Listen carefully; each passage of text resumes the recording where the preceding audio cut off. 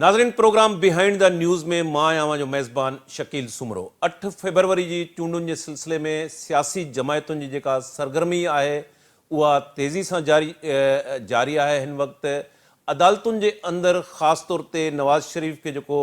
Green signal मिलियो आहे, उनमें ताहयात नाअहली वारो केस ख़तमु थियण खां पोइ नवाज़ शरीफ़ ॾाढो समूरियूं रुकावटूं जेके आहिनि उहे ख़तमु थी चुकियूं आहिनि ऐं नवाज़ शरीफ़ जेको आहे ही 2024 जी जेका इलेक्शन आहे उहा कॉन्टेस्ट करे सघे थो पियो। पंजाब जे अंदरि अॼोके प्रोग्राम में पाण डिस्कस कंदासूं त पंजाब जे अंदरि जेको आहे इलेक्शनी सिनेरियो कहिड़े क़िस्म जो वञी बीहे थो पियो ऐं पंजाब जी सियासत जा ज़ाहिर आहे त टिनी चइनी सूबनि ते जेको आहे उहे असर पवंदा। पाण अॼोके प्रोग्राम में पंजाब जो जेको इलेक्शनी मंज़रनामो आहे उनखे बि बहस हेठि आणींदासूं ऐं ख़ासि तौर ते अदालतुनि जे अंदरि जेके मुख़्तलिफ़ केस आहिनि, ख़ासि तौर ते इमरान ख़ान जे हवाले सां तोशाखाना केस ऐं 9 मई जा जेके केस आहिनि उहे बि अॼोके प्रोग्राम में पाण डिस्कस कंदासूं। हिन प्रोग्रामनि ते प्रोग्राम में असांखे जॉइन कयो आहे सीनियर सहाफ़ी ऐं सीनियर तज़िये निगार क़ुर्बान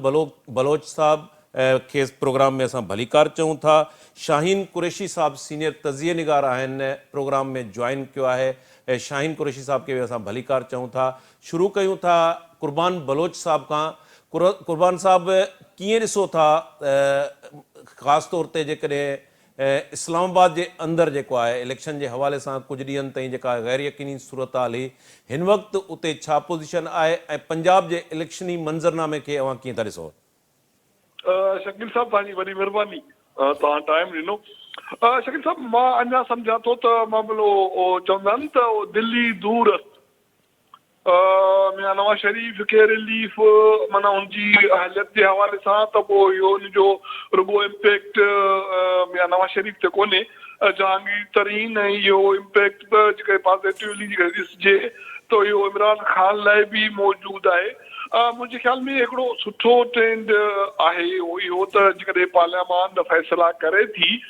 त पार्लियामान खे उनजो अख़्तियार बि हुजणु घुरिजे शयुनि जे तइ उनजो जेको बि तरमीम हुई माना ताहयात महली जी हिकु डिक्टेटर खां शुरूआति थी ऐं उन खां पोइ उनजो रगड़ो हर उन सियासतदान खे आयो जेको या त उन्हनि खे नाहे वणियो या कंहिं न कंहिं हवाले सां माना अची सियासी मुखालफ़त में बीठो या हिकिड़ी इंतकाम वारी सूरत हाल में बीठो। बिल्कुलु यकीनी तौर ते मियां नवाज़ शरीफ़ खे रिलीफ आहे, जहांगीर तरीन खे, बाक़ी सियासी जेके बि माण्हू जिन खे माज़ी में इन नुक़्ते ते इन शिक जे तनाज़ुर में सटको ईंदो रहियो उनखे तव्हां को बि नालो ॾेई सघो था। रिलीफ जो नालो एज़ अ होल चई सघिजे थो, बिल्कुलु चई सघिजे थो। ऐं बाक़ी केसनि में बि अहिड़ी सूरत हाल पैदा थींदी रही आहे। माना हिकु तासुर इहो आहे त 2 केस में नवाज़ शरीफ़ जा ख़तमु थिया, उहो बि रिलीफ आहे। माना इहे समूरा मामला बिल्कुलु यकीनी तौर ते पर जेको अवाम जी जेका सूरत हाल आहे पंजाब में के में उहो बिल्कुलु यकीनी तौर ते मुख़्तलिफ़ आहे। हाणे इन में हिकिड़ी शइ मां चवंदुसि माज़रत सां चवंदुसि असांजी सिंधी मीडिया जे हवाले सां उहा हिकिड़ी लिमिटेड थी वई आहे माना सिंध ताईं या ॿियनि वधि में वधि इस्लामाबाद ताईं बाक़ी जेके मुल्क जा इलाइक़ा आहिनि उहे हिकिड़े दौर में हिकिड़ो इहो हो त सिंधी मीडिया जी उन जी बि कवरेज हुई, लाहौर, कोयटा, पिशावर, छो त हिकिड़े अवाम जी जेको नो हाउ उहा साम्हूं अचे पई। हाणे उहे शयूं लिमिटेड थी वियो न। वेझर में जेकॾहिं तव्हां पंजाब जो सफ़र कंदो के जो सफ़र कंदो जिते आम माण्हू आहे जंहिं वटि वोट जी ताक़त आहे उहा बिल्कुलु उहो सीनियर मुख़्तलिफ़ आहे। रिलीफ ॾियण जे बावजूद बि जेके धुरियूं आहिनि मां इहो बि चवंदुसि माना जेको मां सम्झां थो पंहिंजी जेका मुंहिंजी सोच आहे या माण्हुनि सां मेल जोल आहे, ताज़ो पंजाब मां सफ़र कयो आहे, कोमरी ऐं लथिया गली इहे इलाइक़ा जंहिंमें चांहि वारो, फ्रूट वारो, ठेले वारो, पॉपकॉर्न वारो उन सां जेके तव्हां मेल जोल कंदो त तव्हांखे ख़बर पइजी वेंदी त जेको लाड़ो आहे आम माण्हू जो उहो हींअर बि मज़बूती सां PTI सां बीठो आहे। मुस्लिम लीग नून लाइ वोट जे हवाले सां, पाकिस्तान पीपल्स पार्टी जे हवाले सां, इस्तेकाम पाकिस्तान जे हवाले सां हींअर बि जेकॾहिं वोट साफ़ शफ़ाफ़ नमूने सां चूंडूं थियूं त उन लाइ ताक़त जेको आवाम वटि ताक़त आहे उन हवाले सां मसइला बरक़रार आहिनि ऐं इहे रिलीफ जेके बि अदालती तौर ते कानूनी तौर ते तव्हां ॾिसो पिया उन्हनि जो मुंहिंजे ख़्याल में आवाम जी वोट जी ताक़त जे साम्हूं उन्हनि जी का बि कोई हैसियत स्टैंडिंग न बीहंदी। सो बाक़ी अञा माना महीने जो टाइम आहे, शयूं हलनि पियूं, पंहिंजे हिकिड़े प्रोसेस बि हलनि पियूं। हाणे माना फ़िलहालु त इहो मैसेज क्लियर आहे त इमरान ख़ान PTI उन्हनि लाइ माना ईंदड़ चूंडुनि में कोई माना साफ़ शफ़ाफ़ रस्तो या हिकिड़ो माना लीलेंसी कोन्हे, कोई उन्हनि लाइ कोई रिआयत कोन्हे। बहरहाल उनजे बावजूदि जेकॾहिं आवाम खे खुले नमूने वोट जो हक़ जो इस्तेमालु मिलियो त सीनेरियो बिल्कुलु मुख़्तलिफ़ हूंदी। शाहीन साहब जो ओपिनियन शामिल क्यों था। शाहीन साहब, आप कैसे देखते हैं तायात नाअहली केस तो अब ख़त्म हो चुका है, नवाज शरीफ के लिए कोई अब बज़ाहिर रुकावट नहीं रही, कुछ जमायतें लेवल प्लेइंग फील्ड की बात कर रही हैं, लेकिन पंजाब के अंदर जैसे कुर्बान साहब ने कहा कि एक आम कॉमन मैन क्या सोच रहा है। पंजाब के मुख्तलिफ अज़ला में आप जाएं, शहर की सूरताल, वहाँ के जो गली गांव कस्बा है, वहाँ के आम कॉमन मैन की सोच क्या है। अगर हम आपसे पूछें कि पंजाब के अंदर इलेक्शनी मंजरनामे में आने वाले इलेक्शन में पंजाब में किस तरह का इलेक्शन सिनेरियो बनने जा रहा है, तो उस सिलसिले में आपका क्या होगा तजिया। देखिए, मैं इस पे कुर्बान साहब की बात मैं उनका सुनता रहता हूँ एनालिसिस, और वो उसमें गहराई होती है हमेशा। लेकिन मैं ये समझता हूँ कि पंजाब के अंदर जो नून लीग की और नवाज शरीफ की जो है वो नाअहली का मामला हल होना, उससे फर्क क्या पड़ेगा, क्योंकि मंजर जो है वो बड़ा कॉम्प्लेक्स है, बड़ा मुश्किल है कि दोबारा से आप पहले हाइब्रिड सिस्टम में जब लाडला नंबर 2 को हटा रहे हैं, जिसका वजन नहीं आप बर्दाश्त कर सकते PTI एक्स चेयरमैन का, तो आप लाडला नंबर 1 को ला रहे हैं। अब पाकिस्तान में नहीं, पंजाब में भी इस वक्त जो है एंटी स्टैब्लिशमेंट वोट बढ़ चुका है, यानी कुछ डिलीवर नहीं किया इमरान खान ने, ना 50 लाख मकान, ना कोई 1 करोड़ नौकरी, ना कोई कुछ और, ना कुछ भी नहीं किया। ठीक है, डिसल्यूजनमेंट हुई, लेकिन देखिए कि उसका वोट बैंक इंटैक्ट है। ये बिल्कुल हकीकत पसंदाना बात है। और सैंपलिंग कर लीजिए कि किसी के पास कोई दलील नहीं है, वो कहते हैं बस अच्छा है, और ये तक जुमला सुनने में आ रहा है कि हमारी जिद है।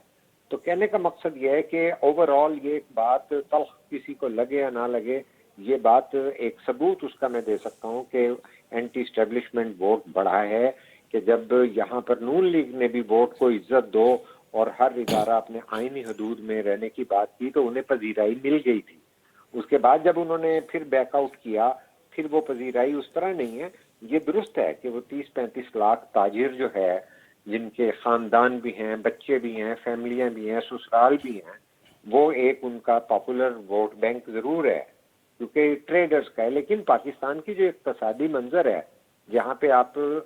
कर्जों के सूद की अदायगी के लिए भी कर्जा लेते हैं, वहाँ पे आपके जराए आमदनी क्या होंगे अगर आप 30-35 जो है ये लाख लोगों के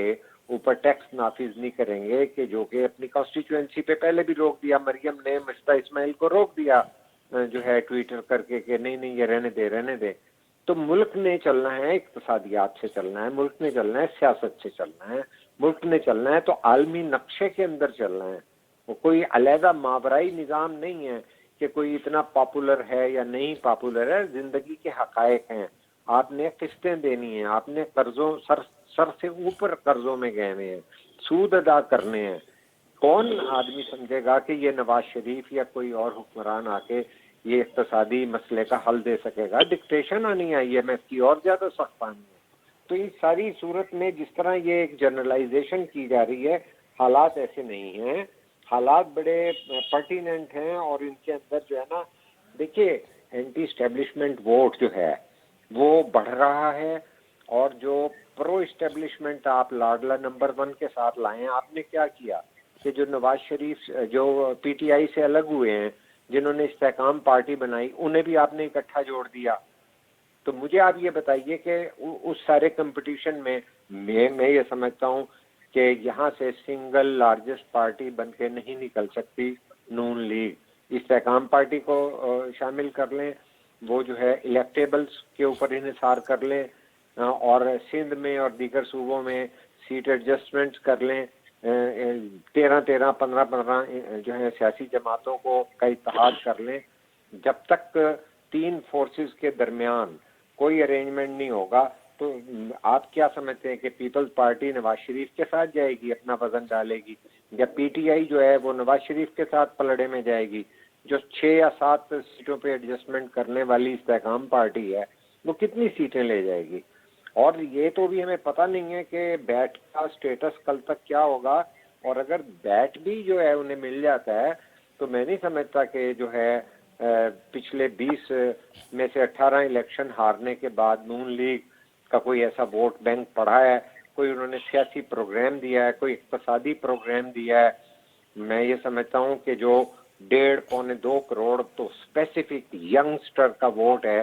وہ کس طرح اٹریکٹ کریں گے ان کو؟ نون لیگ کے لیے بڑا مشکل ہے. اگرچہ کوشش بلاول بھی کر رہے ہیں لیکن ان کو بھی اتنا بڑا شیئر ایک دم سے نہیں ملے گا یوتھ کو, کیونکہ سب کو سمجھ ہے کہ جب 2 کروڑ کو آپ ٹارگٹ کر رہے ہیں وہ ڈیسائیسو فیکٹر ہوگا, ڈیسائیسو, وہ متحرک ہوں گے, وہ پولنگ اسٹیشنوں پہ جائیں گے, ٹھیک ہے, وہ آلریڈی بھی متحرک تھے. تو میں منظر ایسا نہیں دیکھ رہا کہ یہ ان کو جو ہے ان کے اوپر طاعات نہلی ہٹ گئی ہے تو ان کے لیے سب سامن کے اندھے کو ہرا ہی ہرا نظر آتا ہے. اتنا نہیں ہے. اور ہمارے دوست نے بھی یہی کہا تھا کہ ہنوز دلی دور ہے, اس میں سن رہا تھا, اور میں ان سے اتفاق کرتا ہوں کہ things are not so simple. Anti establishment vote بڑا ہے اور وہ اس کے مقابلے پہ 3-4 جگہ پہ ووٹ تقسیم ہو رہا ہے. پھر ہم نے یہ بھی دیکھا ہے کہ جماعت اسلامی بھی 10,000 لے, 3,000 لے, 2,000 لے, تحریک لبیک لے,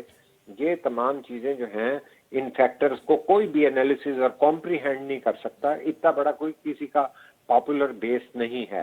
اگر ہے تو وہ یوتھ کے حوالے سے ہے, جہاں دلیل کے بغیر لوگ اپنی وابستگی پر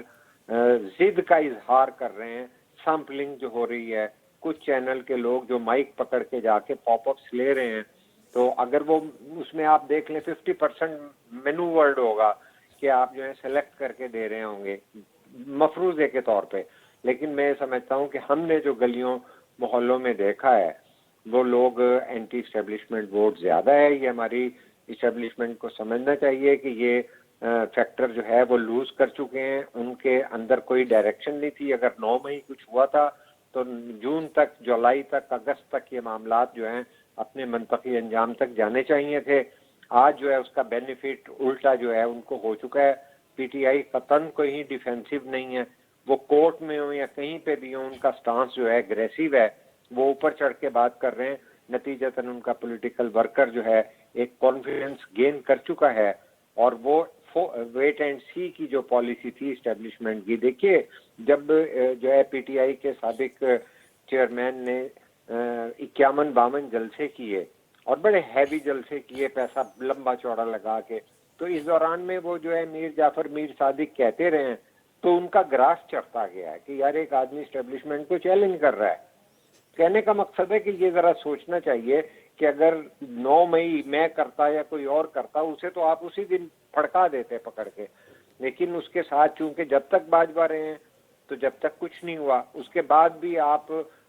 کمیٹیاں بنا رہے ہیں. اب جو ہے جی ایچ کیو کے اوپر جو ہے حملے کی, جو کہ حقائق ہیں, جو کہ بڑے تلخ حقائق ہیں کہ اس سے پہلے یہاں پر بھٹو صاحب کو بھی شہید کیا گیا, اور بی بی بھی جب آئیں تو یہاں پہ سب سے بڑا اجتماع لاہور میں دیکھا. کوئی ڈیفنس کے اندر یا گورنر ہاؤس کے اندر نہیں گھس گیا تھا اتنا ایکسائٹیڈ ہو کے کہ میرے ساتھ تو ہجوم ہے. لیکن میں یہ سمجھتا ہوں کہ اسٹیبلشمنٹ پراپرلی جو ہے چیزوں کو ہاف ہارٹیڈلی کیا, ٹائم ویسٹ کیا, تو آج ایک ریئلٹی کے طور پر پی ٹی آئی موجود ہے. مجھے نہیں پتا کہ بیٹ کا سٹیٹس کیا ہوگا, بیٹ کا بھی اگر سٹیٹس ان کے حق میں چلا گیا قربان صاحب ॾाढो था. قربان صاحब जीअं शाहीन कुरैशी साहब जो बि चवणु आहे त पी टी आई जो जेको वोट बैंक आहे उहो इंटैक्ट आहे, ऐं उन सां गॾोगॾु एंटी इस्टेब्लिशमेंट वोट जेको आहे उहो वधियो आहे, ऐं स्पेशली पंजाब जे अंदरि के पी के जे अंदरि ऐं मुल्क जे ॿियनि हिस्सनि में बि एंटी इस्टेब्लिशमेंट जेका वेव आहे उहा मौजूदु आहे. अवां सम्झो था जीअं शाहीन कुरैशी साहब चयो त मुल्क जी जेका इकोनॉमिकल सूरत हाल आहे उहा इंतिहाई जेका आहे उहा मायूस कंदड़ आहे। अहिड़ी सूरत हाल में जेकॾहिं ईंदड़ इलेक्शन जे अंदरि PTI जो जेको पॉकेट आहे उहो विन करे थो पियो, त अव्हां सम्झो था त ही इस्टेब्लिशमेंट ऐं पॉलिटिकल जेको पार्टीज़ जे विच में कंट्राडिक्शन वधण सां मुल्क जी जेका इकोनॉमिकल सूरत हाल आहे उहा अञा वधीक वर्स्ट न थींदी? अहिड़ी सूरत हाल में कीअं इन सॼे मामले खे मैनेज कयो वेंदो? शकील साहब, जेकॾहिं इहे ॿई धुरियूं हिकिड़े पेज ते रहियूं हुन पोइ बि तव्हां इन मामले खे हल कोन करे सघियो इकोनॉमिकल सूरत हाल खे। PTI इस्टेब्लिशमेंट हिकिड़े पेज ते हुयूं साढा 3 साल, उन जे बावजूद बि तव्हां हिनखे हल करे न सघियो। माज़ी में बि इस्टेब्लिशमेंट मुख़्तलिफ़ सियासी हुकुमरान जमातनि सां हिकिड़े पेज ते रही उन जे बावजूद बि तव्हां न करे सघियो। बिल्कुलु शाहिन साहब, मुंहिंजे ख़्याल में मां जेके लफ़्ज़ चया ऑलमोस्ट उन्हनि खे तौसीक़ बि कई ऐं महिरबानी हुनजी। हिकिड़ो मुंहिंजी पंहिंजी असेसमेंट आहे, छो त पंजाब में के में मुंहिंजी मूवमेंट थिए थी, माण्हू सां मेल जोल थिए थो, जेको आम माण्हुनि जो तासुर आहे। सो बिल्कुलु माना शयूं तव्हां उहे ई तजुर्बा कयो था जेको तव्हां माज़ी में कंदा रहिया हो। तव्हां किथे बि कोई मूंखे हैरानगी आहे त ही जेकी शाहिन साहब चयो त जेको पंजाब में के में तव्हां वटि यंगेस्टर 2 करोड़ 2.5 करोड़ वोट मौजूदु आहे, जंहिं वटि माना मॉडर्न उन वटि गैजेट्स मौजूदु आहिनि, मोबाइल जे सूरत में, लैपटॉप जे सूरत में। तव्हां अंदाज़ो लॻायो त तव्हां 1.5 साल हिकिड़ी कोशिशि कई, माना 18 महीना, अञा उन खां वधीक 20 महीना, 16-17 महीना नवाज़ शहबाज शरीफ़ जी हुकूमत वारा, उन खां पोइ वारा ही दौर, उन सॼे तव्हांजी जदोजहद खे हिकिड़े माण्हू जे मुबैना तौर ते उनखे जाली चयो, उनखे ॿिए कंहिं लिखी ॾिनो, whatso ever U can say, उन जे हिकिड़े आर्टिकल तव्हांजे सॼी 20 महीननि जी महिनत खे धूड़ करे छॾियो। 3.25 मिलियन माण्हुनि उनखे एक्सेस कई आहे सिर्फ़ु हिकिड़े आर्टिकल खे, माना इमरान ख़ान जी। त इन जो मतिलबु आहे त तव्हां जेके बि शयूं कयो पिया उहे माण्हुनि जी जेका सोच आहे, माण्हुनि जी जेका जज़्बा आहिनि उन मुताबिक़ न पिया थियनि, तव्हांखे उनजो का हमदर्दी न पई मिले। ऐं ॿी ॻाल्हि शाहिन साहब जी, बिल्कुलु मां हिनखे दुरुस्त सम्झां थो त पाकिस्तान में हिकिड़ो अरसो अहिड़ो आयो, उन खां अॻु में माना सिंध में इन जी शुरूआति हुई, पोइ बलोचिस्तान, हाणे उहो सॼी गेम चेंज थी वई आहे पंजाब ऐं के में, जिते एस्टेब्लिशमेंट एंटी हिकिड़ी सोच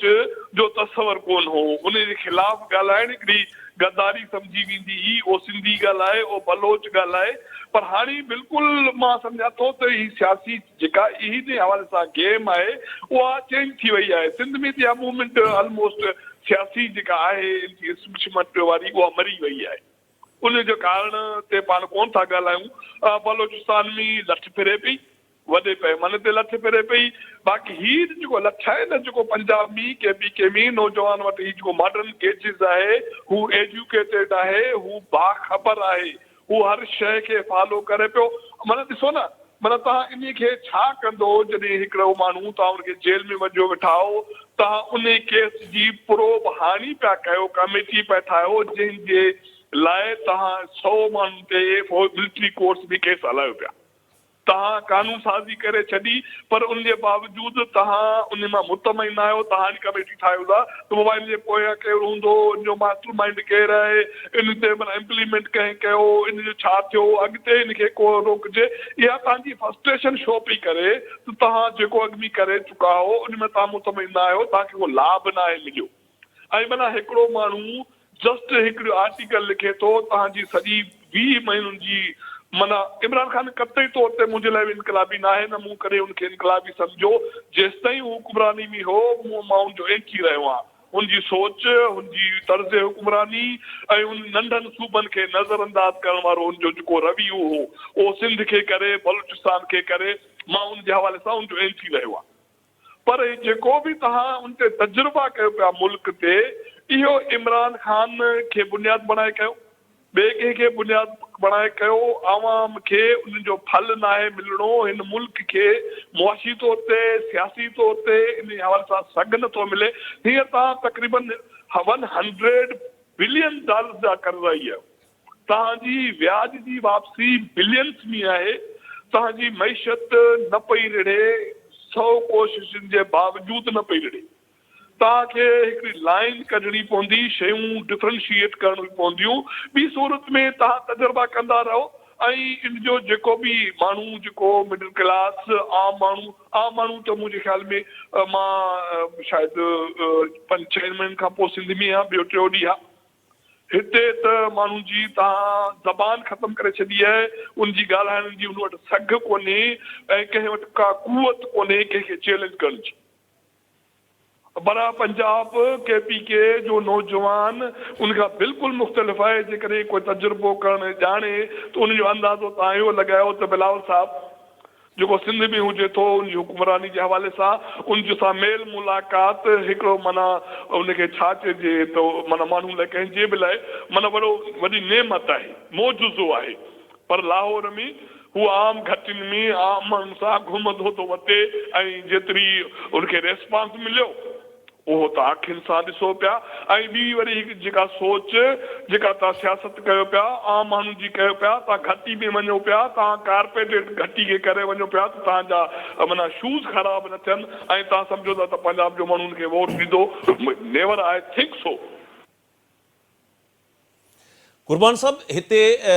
मौलाना फज़लुर रहमान जो इहो चवणु त इमरान ख़ान स्टिल हिन वक़्तु बि प्रोजेक्ट उनखे कयो पियो वञे ऐं उन सां गॾोगॾु हू डिमांड करे थो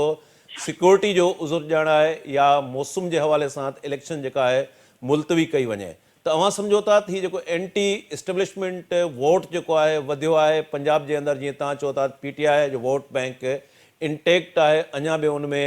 इज़ाफ़ो थियो आहे त अहिड़ी सूरत हाल में तव्हांखे लॻे थो त इलेक्शन जेका आहे उहो कंहिं बि वक़्तु मुलतवी थी सघे थी ऐं जेकॾहिं मुलतवी थी सघे थी त छा इहो पाकिस्तान जी जेका इकोनॉमिकल सूरत हाल आहे उहो पाकिस्तान जी जेका सूरत हाल आहे उनमें इहो अफोर्डेबल आहे न बिल्कुलु उनजो को फ़ाइदो कोन थींदो माना सभु दुनिया मां सम्झां थो त जेको मौलाना साहिबु जेको ज़बान ॻाल्हाए पियो रुगो मौलाना साहिब जी ज़बान कोन्हे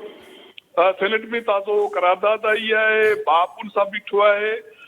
आज़ाद माण्हू उन सां बीठा आहिनि ऐं आज़ाद मां कुझु अहिड़ा माण्हू आहिनि जेके मुस्लिम लीग नून जी सपोर्ट सां सेनेट में खटिया जॾहिं मुस्लिम लीग नून ते सख़्ती हुई ऐं पार्टी जे बुनियादनि ते उहा इलेक्शन न पई विढ़ी सघे त उन्हनि इंडिविजुअली आज़ाद नमूने सां उनजा माण्हू बीठा ऐं दिलावर ख़ान जंहिंजी करारदाद आई उहा ऑलमोस्ट मुस्लिम लीग नून जे वोट सां आई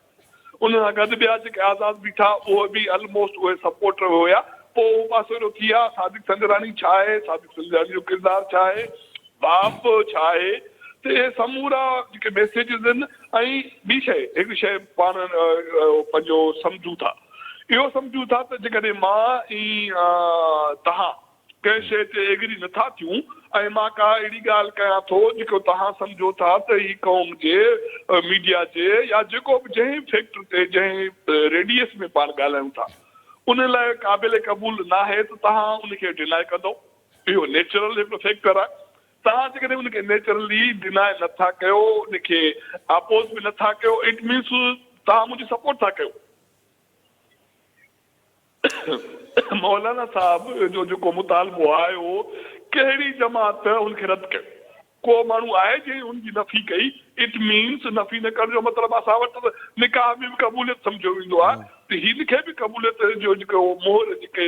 जमातूं हणनि पियूं उनखे मुंहिंजे ख्याल में इन जो को फ़ाइदो फौरी तौर ते थियणु मूंखे ॾिसण में नथो अचे शाहीन साहब आप कैसे देखते हैं मौलाना फजल रहमान का ये कहना कि PTI को अब तक प्रोजेक्ट किया जा रहा है उसके साथ वो मुतालबा कर रहे हैं कि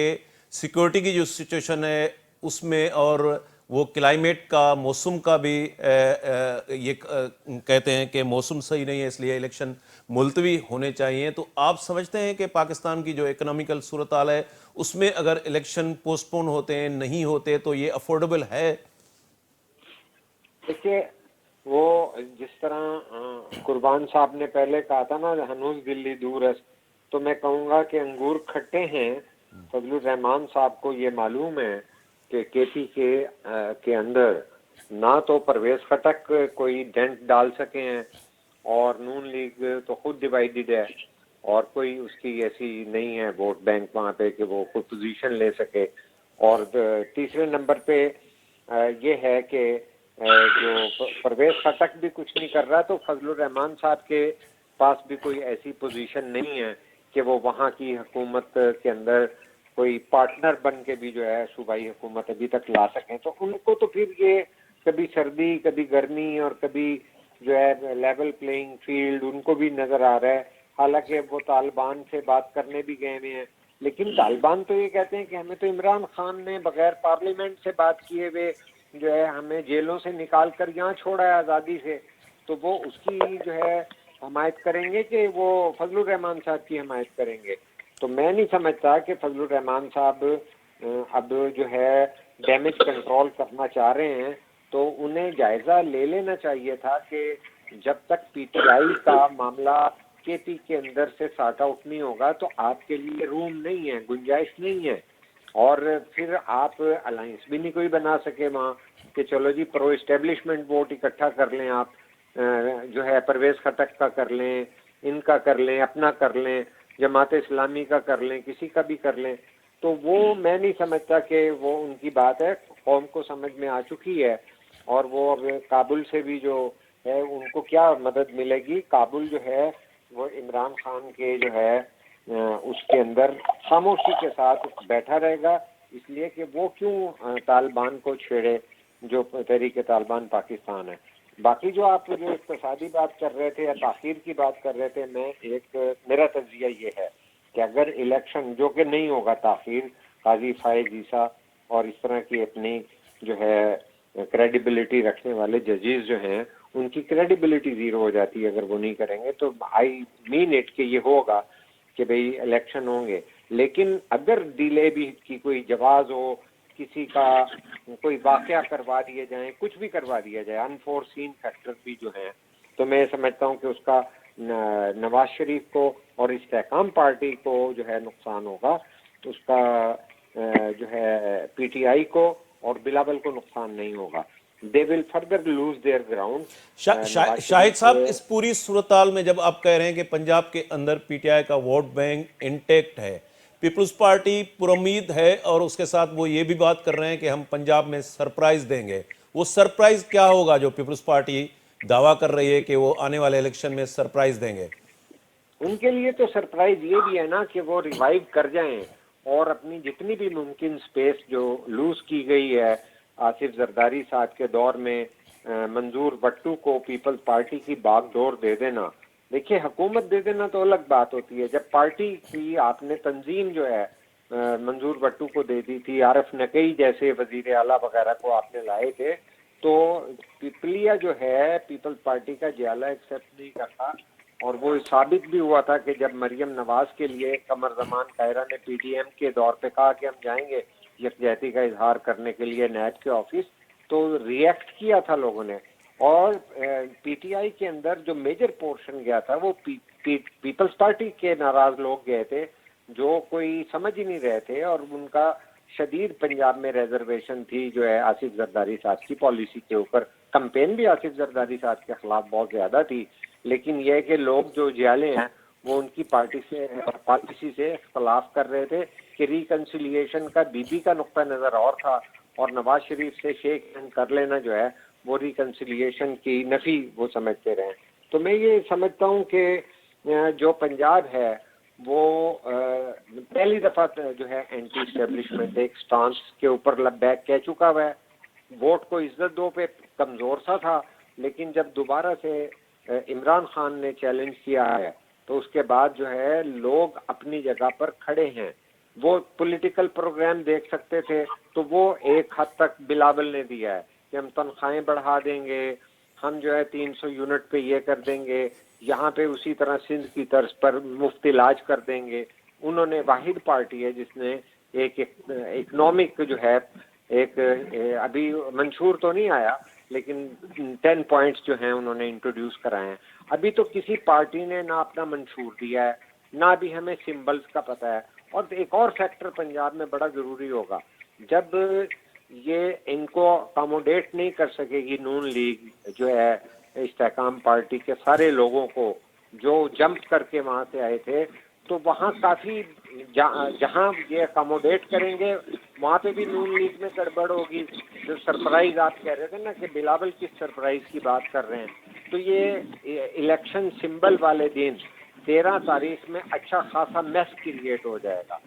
और काफ़ी लोग इस तरह इम्कान नज़र आ रहा है कि इंडिपेंडेंट खड़े होंगे, एक दूसरे का वोट काटेंगे, क्योंकि आपने दावा तो कर दिया था कि हम इस्तेकाम पार्टी को देंगे। अगर वहाँ पे आप इस्तेकाम पार्टी के साथ सीट एडजस्टमेंट करते हैं तो फिर जो है आपका जो है नून लीग शाहीन का साहब, हम प्रोग्राम वाइंड अप की तरफ जा रहे हैं। लास्ट क्वेश्चन कुर्बान बलोच साहब खां। कुर्बान साहब, अवां पीपल्स पार्टी जेका सरप्राइज़ ॾियण जी ॻाल्हि कई आहे पंजाब जे अंदरि, उनखे कीअं ॾिसो था? ऐं ॿियो त जेका एंटी इस्टेब्लिशमेंट वेव हले पई, PTI जी वोट बैंक इंटैक्ट जी अवां ॻाल्हि कयो पिया, उनमें पीपल्स पार्टी हिन वक़्तु प्रो इस्टेब्लिशमेंट फेज़ सां असांजे आॾो आई आहे। शफ़ीक मेंगल, सरफराज़ बुगटी, फैसल वावडा सां मिलण, उहो उनजो पोस्चर हिकिड़ो प्रो इस्टेब्लिशमेंट जो बीहे थो पियो। त पीपल्स पार्टी जे फ्यूचर खे कीअं ॾिसो था? रुगो इहे छो शहबाज सां बीहण, 16 महीना हुकूमत ठाहिण, उहो छा हो? उहो प्रो इस्टेब्लिशमेंट फेस कोन हो छा? जी जी बिल्कुलु प्रो इस्टेब्लिशमेंट फेस हो ऐं उनजो पीपल्स पार्टी खे पंजाब में नुक़सानु थियो, जेको अॻु में पंजाब में कमज़ोर हुई। ऐं उन खां पोइ हाणे जेको बि पीपल्स पार्टी दावा करे इजहेरे जी, एंटी नवाज़ शरीफ़ जी, एंटी इस्टेब्लिशमेंट जी वासो हुयव, माण्हू सम्झे थो इहे कोन्हे। ऐं जेका ॻाल्हि तव्हां सरप्राइज़ कयो पिया, उहा मुंहिंजे सोच मुताबिक़, मुंहिंजी इतला मुताबिक़ पाकिस्तान पीपल्स पार्टी सम्झे थी त KPK में, पंजाब में जेको ज़ाहिर हींअर ताईं तासुर आहे त PTI खे लेवल प्लेइंग कोन फील्ड मिलंदी ऐं उनजो उमेदवार साम्हूं कोन ईंदो। त जेको PTI जो वोटर आहे उहो मुस्लिम लीग नून खे वोट कोन ॾींदो। उनजे रिएक्शन में उहो एज़ अ माना एनिमी मुस्लिम लीग नून उहो ॾींदो पाकिस्तान पीपल्स पार्टी खे वोट। ऐं इहा माना हिकिड़ी खाम ख़्याली जेका आहे या उनखे पाकिस्तान पीपल्स पार्टी सरप्राइज़ सम्झे थी। पर मां उन शइ खे ईअं कोन थो सम्झां। मां सम्झां थो त 2 शयूं थी सघनि थियूं। जेकॾहिं खुलियल वोट जो पंजाब में KPK में जेकॾहिं लेवल प्लेइंग फील्ड मिली या शफ़ाफ़ चूंडूं थियूं ऐं पंजाब में नौजवान निकितो त PTI जो उहो अहिड़ो गहिरो नथू खैरो उमेदवार खटींदो। ऐं जेकॾहिं बिल्कुलु माना PTI लाइ दरवाज़ा बंदि कया विया, तालो हयो वियो, त पोइ माण्हू निकिरंदो ई कोन, जंहिंजे करे हिकिड़ो वोट जो टर्न आउट उहो तमामु घटि थींदो। उनजो फ़ाइदो न नून खे पवंदो न पाकिस्तान पीपल्स पार्टी खे पवणो आहे, छो त उनजी क्रेडिबिलिटी वोट जी इलेक्शन जी ॾाढी वीक थी वेंदी, जंहिंजे करे उनजी साख कोन रही सघंदी। ऐं पाकिस्तान पीपल्स पार्टी इन ई ख़ुशफ़हमी में इनखे सरप्राइज़ सम्झे पई। पर मां इनखे इन रुख में कोन थो सम्झां त PTI वारो पंहिंजे माना जेकॾहिं पार्टी जे सूरत में को नौजवान वोट निकिरंदो ऐं मुस्लिम लीग नून जे दुश्मनी पाकिस्तान पीपल्स पार्टी। नाज़रीन, हिते प्रोग्राम जो वक़्तु पुॼाणी के पहुतो। कुर्बान बलोच साहब, शाहीन कुरैशी साहब, तव्हांजी महिरबानी। नाज़रीन, ईंदड़ प्रोग्राम ताईं पंहिंजे मेज़बान शकील सुमरो खे इजाज़त ॾींदा। अल्लाह भाई।